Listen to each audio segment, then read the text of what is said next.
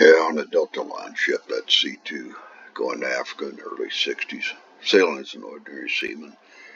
We're making our way up to Congo, getting ready to tie up in Matadi. The current was pretty strong. It doesn't look like it because it looks like the Congo's calm out there, but it was pretty strong current. Didn't realize it until we left.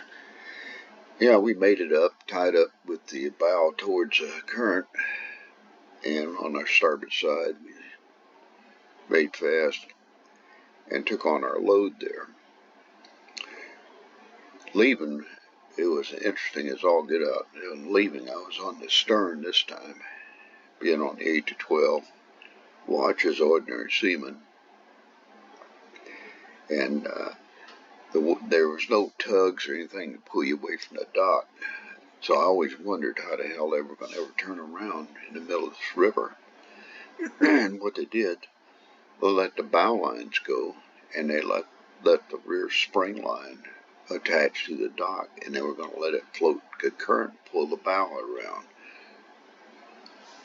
I've never heard of such, but I didn't know. It's an ordinary. You don't know what the hell is going on. Really, they don't tell you. Anyhow, they made up the spring line with a single chain stopper that was on the stanchion where you do your eights. You make up your eight, go through the chalk, and it goes to midship, your spring line. And I don't remember who was made to stop, who made the wrap on with the chain around the cable. It was about like a 3/4 inch cable, and it had a single strand of chain that was attached to the back stanchion that led to the chalk, and you wrap the chain around it as tight as you can, and you have the lanyard or light rope on the end link, and you pull on it, and that way, after you make about 4 or 5 turns on the cable, that chain will actually lock that cable up and hold it from leading off into the water. Get the belly in the line. So anyhow, what they were supposed to do is make a 3 turns or 4 turns on the capstan on the back winch, and let it surge off, but hold tight until the ship made free, and then you let loose it off. You fair lead it off, and the people on the dock are supposed to throw the spring line off the stanchions on the dock. Well, everything went well. We started our turn, and the bow went around. She was out in the middle of the Congo, and we were headed south, and they were told to release the spring, and the spring got caught, got tied up, and the guy in the stopper didn't let go in time, and it got real tight. So they had to let go of the chain, and the guy on the drum wasn't surging and didn't have enough wraps, and it just flipped off the damn capstan. I didn't get to see all of it because I was standing on the other side. And when that thing fell off the drum, it started flying off the back of the stern. And we had it laid out. It was all laid out on the deck.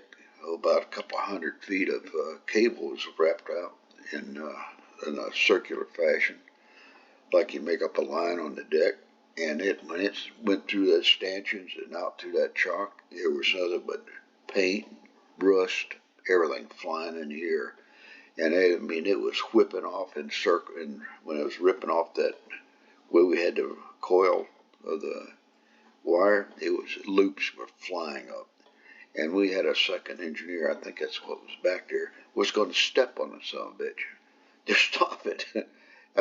Even me, I'm an ordinary seaman, no better than that damn crap.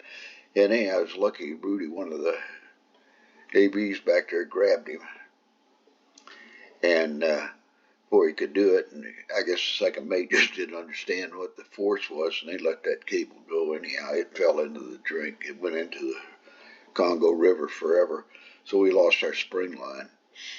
But that wasn't the end of this damn story. On the 812, I had to go up and do something on the bow, or I had to go up and help them while we were going down river. And we came to this turn in this river, and I swear it scared the hell out of me. We were headed, this river made an S-turn, and the river actually went uphill on this bank. It was that weird of a hard of a turn. You could see the water rise up around a heavy rock on this turn. It'd be on our starboard side because we were turning to the port. It's going down the river in this S-turn. And it was like a pretty sharp turn, and boy, I'm going to say, God Almighty, we're going to crash into the bank over there on that solid rock hill there. And it went up on this hill about, 20 feet or so. The water rolled up over that rocks and shit over there, and the ship just naturally didn't go off towards the edge. I guess the force of the water kept us dead center, and we went through that damn S. And man, I had a chance to hear what the AB was on the wheel. What he said that pilot said, just let go of the wheel, it'll take care of itself. And he said he about panicked because he could see the same thing I saw. But anyhow, we made it through it and made it on down past Bowman and back into the Atlantic Ocean and headed for the next port. But I thought that'd been an interesting trip to Matadi, and I made about 2 trips there, and that's it, carrying that USAID stuff over there. All them bridge works and heavy equipment. And we brought back some Afram logs and some supplies out of that part of the world, out of the Congo. Okay, we'll catch you on the next sea story. Take care, guys.